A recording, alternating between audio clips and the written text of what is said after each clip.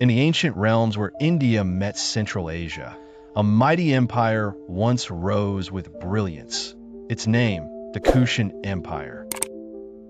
Towering among its rulers was Kanishka the Great, whose reign in the early 2nd century CE, circa 127 to 150 CE, shaped the religious, cultural, and political contours of the world from Persia to China. The boy who would become Kanishka was born into the Kushan royal family, a dynasty of the Yuezhi nomads who had migrated from the steppes of Central Asia to the plains of northwestern India. His grandfather, Kujala Cadphises, and father, Vima Cadphises, had laid the foundations of a strong empire by conquering Bactria and large parts of the Indo-Gangetic plain. As a child, Kanishka showed an unusual blend of physical strength and intellectual curiosity. His tutors would often find him poring over Buddhist texts one moment and training with the royal guards the next. His mother, a Sogdian noblewoman, instilled in him the value of tolerance. By the time Kanishka took the throne, the Kushan Empire already stretched from Oxus, Amudarya, in the north to the Ganges Basin in the east, covering what is today Afghanistan, Pakistan, northern India, and parts of Central Asia. Kanishka's early reign was marked by expansion. His campaigns pushed the boundaries of the empire to their zenith. From his capital at Pirashapura, modern Peshawar, Kanishka launched military expeditions that subdued regions of Kashmir, Punjab, and even parts of the Darim Basin in China.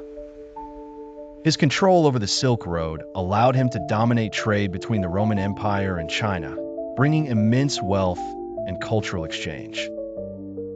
But unlike many conquerors, Kanishka was not satisfied with just gold and glory. He sought understanding. He summoned scholars, philosophers, and religious leaders to his court. His empire, home to Hindus, Zoroastrians, Buddhists, Greeks, and Taoists, became a melting pot of ideas. Perhaps the most defining feature of Kanishka's reign was his conversion to Mahayana Buddhism. Though raised in a culture influenced by Hinduism and Zoroastrianism, Kanishka was deeply affected by the teachings of Buddhist monks at his court. According to legend, a monk named Ashvaghosha, a brilliant philosopher-poet, debated Kanishka for weeks in Pirashapura. The emperor eventually embraced Buddhism, but in his own way. He did not abandon other faiths. He continued to respect Zoroastrian fire altars and Hindu shrines, but he chose Buddhism as a path of governance. His support was not passive. Kanishka built great stupas, including the famed Kanishka Stupa in Peshawar, which, according to Chinese pilgrims like Faxian and Xuanzang, soared hundreds of feet high and housed relics of the Buddha. He also convened the Fourth Buddhist Council in Kashmir, where over 500 monks compiled Mahayana scriptures and codified Buddhist doctrines.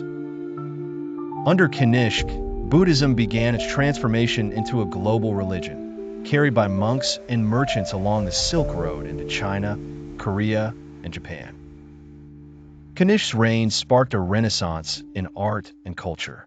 His empire saw the flowering of Gandhara and Mathura schools of art, where Indian themes were expressed in Greco-Roman styles.